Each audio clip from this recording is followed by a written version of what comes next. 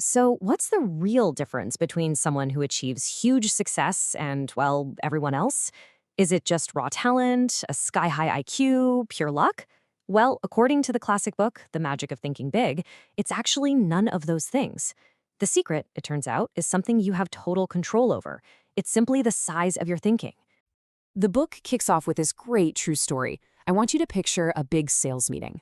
The vice president of marketing gets up on stage, points to one single salesman, a guy named Harry, and asks the whole room this incredibly blunt question. See, Harry was earning 5 times more than anybody else in that room. And here's where it gets interesting. The VP, he'd done his homework. He checked all the records. Harry wasn't 5 times smarter. In fact, personnel tests showed he was totally average.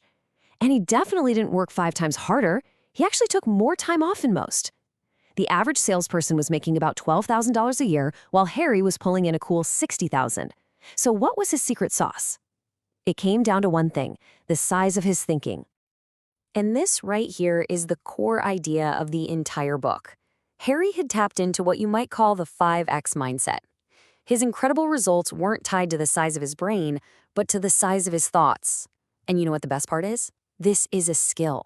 It is not something you're born with, it's something anyone can learn. Okay, so if thinking big is the key to unlocking everything, why do so many of us get stuck thinking small? The author David Schwartz points to one major villain that holds almost everyone back. He calls it a failure disease, which is really just a fancy way of saying we've gotten into the habit of making excuses. He even gives it this official-sounding name, excusitis. He describes it as this mind-numbing disease that primarily affects the unsuccessful. And the scary part is, the more you repeat an excuse to yourself, the more you start to believe it's a fact. But, just like any other disease, once you can diagnose it, you can start to treat it. The first and most common form is health excusitis. You hear it all the time. People using their health as a reason they can't do more or be more.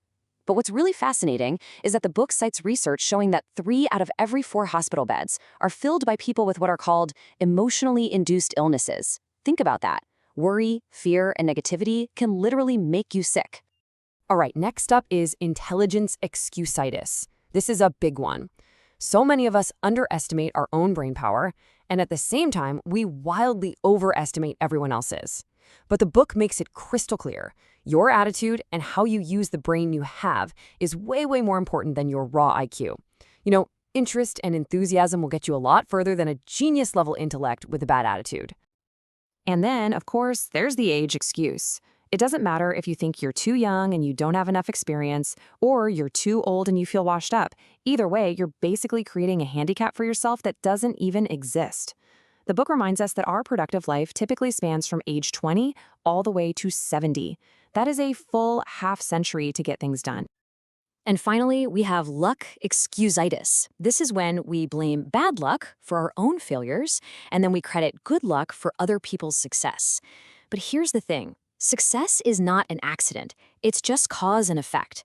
It's the result of preparation, planning, and actually applying the principles of success.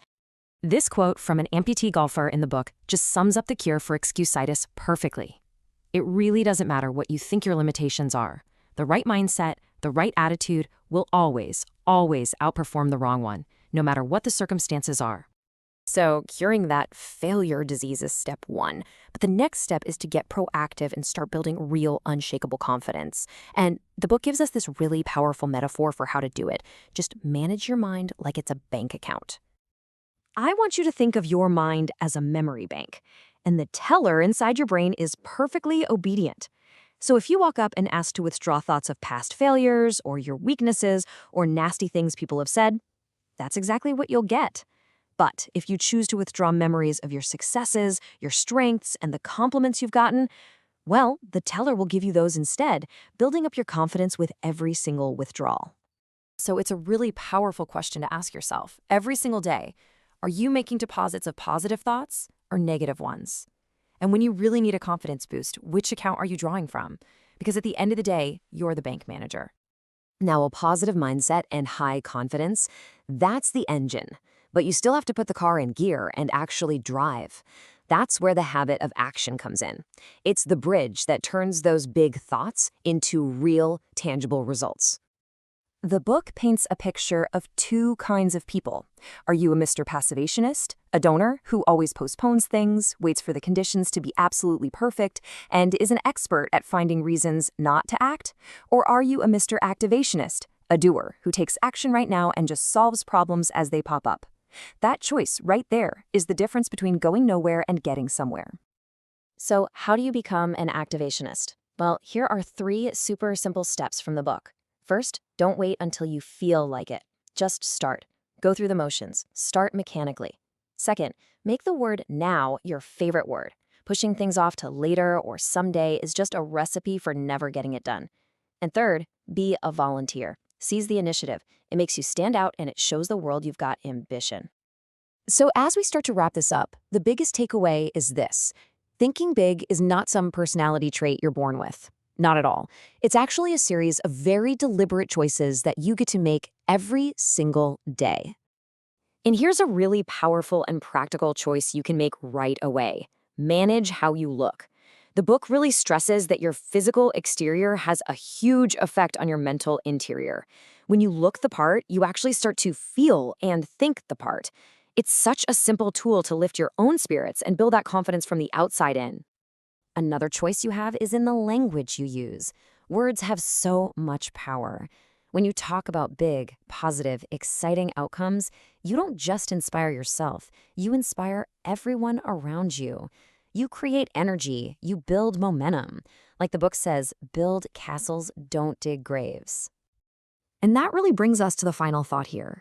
If your success is truly determined by the size of your thinking, then the only real limit you have is the one you place on yourself. So the question isn't really, what are you capable of? The real question is, how big will you allow yourself to dream?